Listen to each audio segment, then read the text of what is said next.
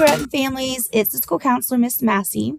I've decided to change my newsletters that were Coffee with the Counselor to Family Focus with Miss Massey because I really like to go throughout the year and monthly discuss things that I feel like are important topics for our families here at Rutton, whether it's ideas on how to handle things or situations that we see the kids are having in school or questions that we get from other parents. So I'm hoping this will really connect with a lot of our families.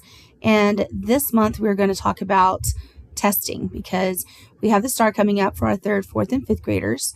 So for our 3rd grade, it's their very first time to take the STAR test. For our 5th grade, they have 3 tests instead of 2. So the STAR test, that is our Texas test that we take across the state. So we will be taking math and reading for 3rd, 4th, and 5th. And then 5th grade will also take science. It is pretty much throughout the month of April. We start that 2nd week with reading. And then 5th grade takes science in that middle week. And then that last week, all 3 levels take math. So why does it matter?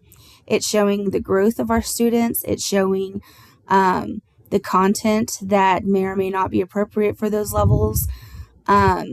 It's basing what our kids are learning throughout the year. So it's their time to shine, their time to show everything that they know, and let us know, maybe what we need to work better on or what our teachers are doing fantastic. So helping our students prepare. Setting up your student for success begins before test taking. Our teachers are working hard to prepare them academically. They're doing tutoring, they're doing interventions. There's a lot of things going on behind the scenes, but we also need your help because parents and teachers together, we make a team. And so we need everybody to help your student be successful.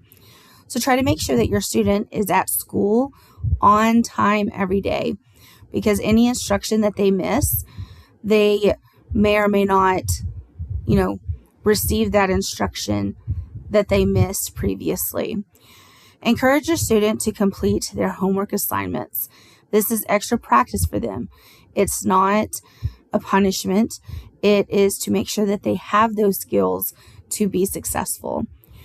Review test-taking strategies with your student, like reading the directions carefully, crossing out the answers they know aren't right, answering the questions that they know first, helping them look for keywords.